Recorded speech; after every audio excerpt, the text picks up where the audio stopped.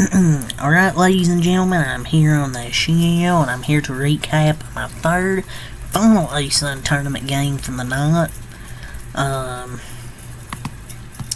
Number 6 seed, Queen's University of NC, upsetting 3 seed Fgcu, the Florida Gulf Coast Eagles, 71-65. Reaction here. What an upset.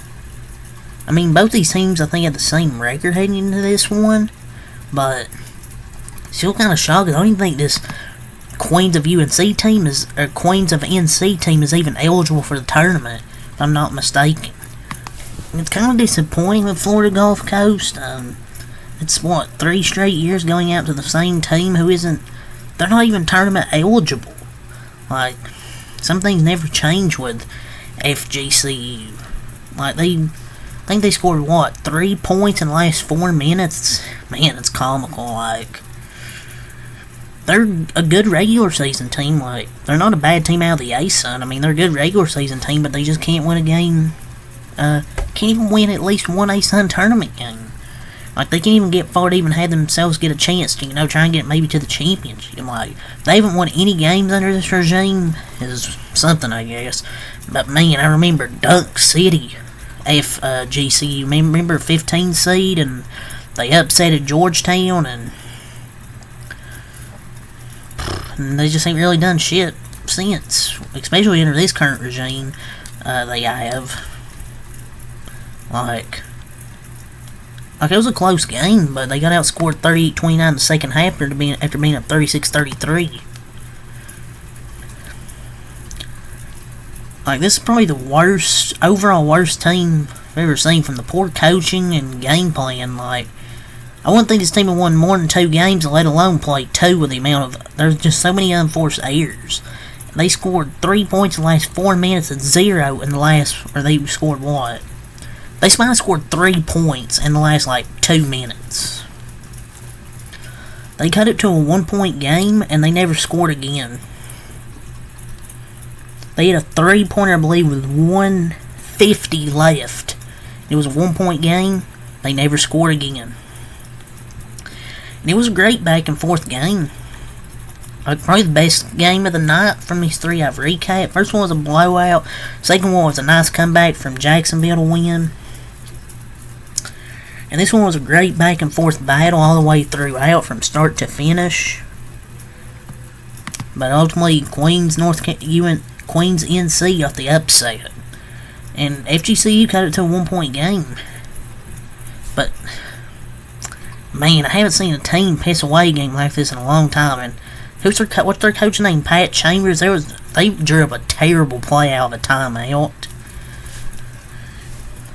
But, they're just really pathetic. And defending home court, they couldn't even defend home court. That they were hosting this game, and they couldn't even defend home court. Just complete sale job, man.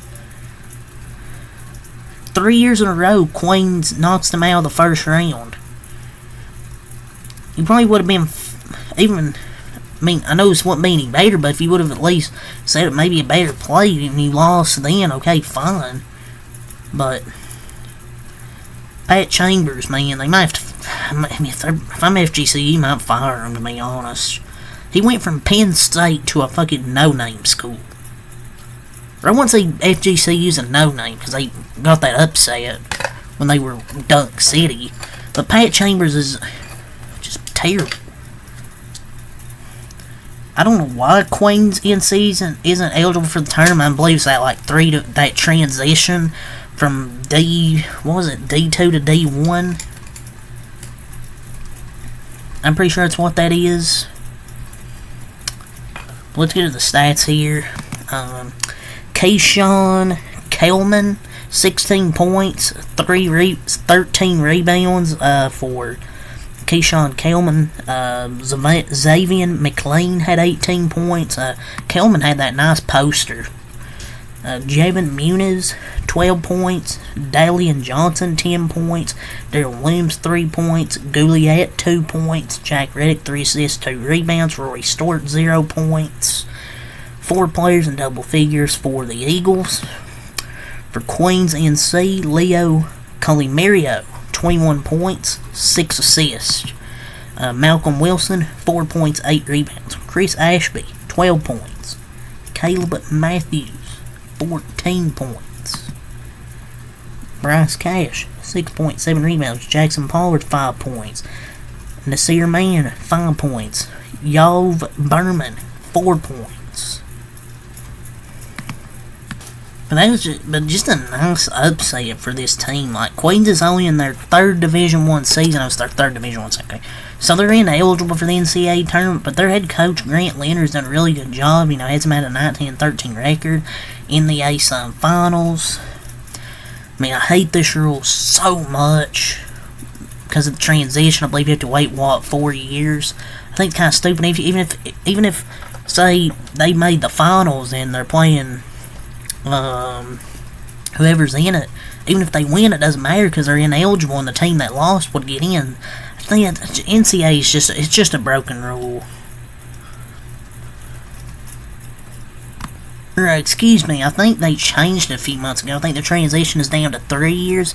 So I think next season, if they were to have a really good season, they can go far in that tournament. They can already make it next year, but they're still ineligible this year, which I think is lame. But it's been a heck of a story for them. Their head coach has done a good job, and they got a good team. And they went in a kind of a momentum swing when it was a 10-0, when they went on that 10-0 run. I think it was in the second half. But man, what a just terrible loss though for FGCU. No, Queens has done a really good job this year. But they're not even eligible to make the tournament. If you're going to lose to a team, at least have them be eligible. It's 3 straight years they've got taken out by this team. But yeah, that's really all I'm going to say here for this video. So, peace, and I'll be here for the Warriors recap next.